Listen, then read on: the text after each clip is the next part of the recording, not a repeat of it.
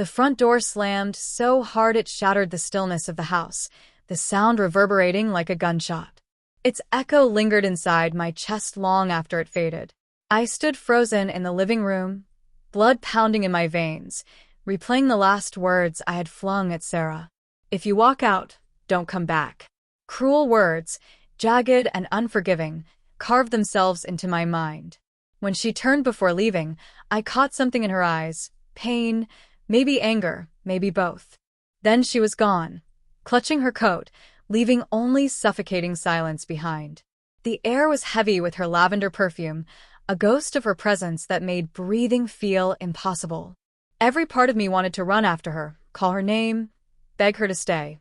But my body betrayed me, rooted in place, paralyzed by the dread that had been eating at me for weeks. It had started so quietly, her phone left face down on the counter, her laughter sounding thinner, more forced when I asked about her day. The way she lingered in the bathroom too long, the soft blue glow of her phone spilling through the cracked door. I told myself it was nothing, just stress, just the ups and downs of 12 years together.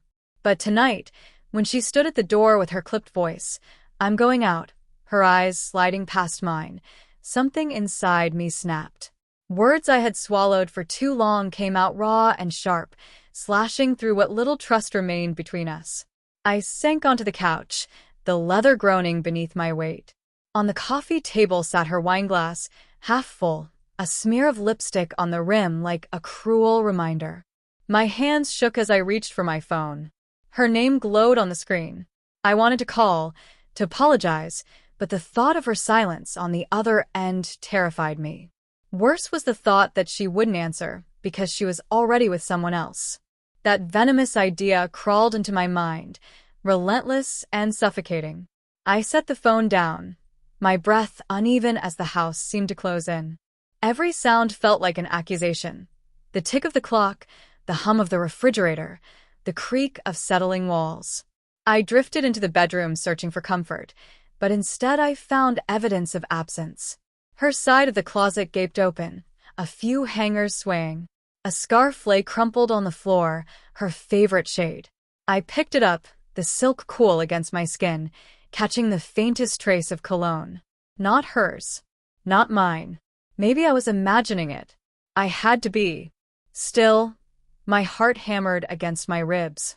I shoved the scarf back into the closet and slammed the door, as if the noise could bury the truth. She was faithful, I told myself. She had to be. The late nights at the office, the weekend retreats, she had explanations for them all. She was chasing a promotion, pushing herself harder than ever. And I had believed her, because the alternative would destroy me. But in that silent bedroom, I couldn't banish the image of her slipping away, tight-lipped, eyes full of secrets. I grabbed my keys. Staying in that house, drowning in suspicion, wasn't possible. The night air cut cold against my skin as I stepped outside. Streetlights threw long shadows over the pavement, the neighborhood pretending at calm. I started the car, the low hum of the engine weak against the storm inside me, and drove toward the only place I could think of, the Rusty Anchor, a bar she had mentioned once or twice. A desperate guess, but I needed something to hold on to. The bar was alive with smoke, clattering voices, and music that rattled the walls. My eyes swept the crowded room, my stomach twisting. No sign of her. I cursed myself for being paranoid. But then I saw it, her red coat, unmistakable, draped across a chair in the corner. My heart seized. I shoved my way through the crowd until I reached the table. 2 glasses sat there, one with her lipstick on the rim, the other untouched, waiting. Across from them, a man leaned back in his chair, dark hair falling across his forehead, hand wrapped a little too comfortably around his glass. He didn't notice me at first, but I noticed him. "Excuse me," I snapped, sharper than I intended. His head lifted. Recognition flickered in his eyes. He knew exactly who I was. My stomach knotted. "Where's Sarah?" I demanded. He hesitated, long enough to damn himself. "Bathroom, I think," he said smoothly, but his fingers tightened around the glass. I didn't move. My pulse thundered. The late nights, the half-smiles, the cologne.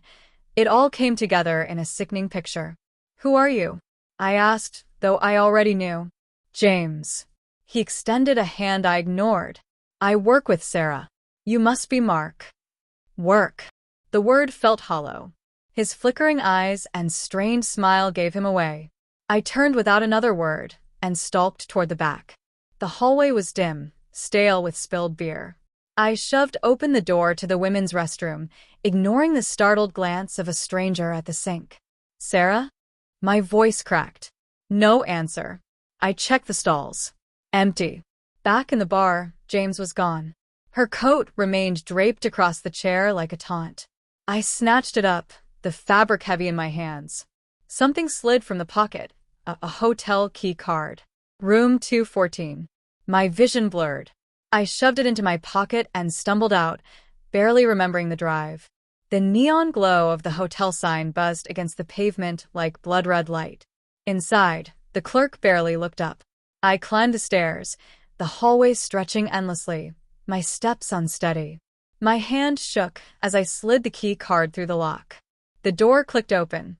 The room was dim, thick with cologne that wasn't mine. Sarah stood by the window, her figure outlined by the city lights.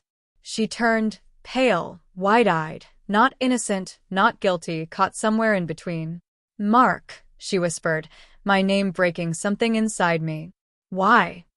It was all I could say, a single word carrying the weight of everything.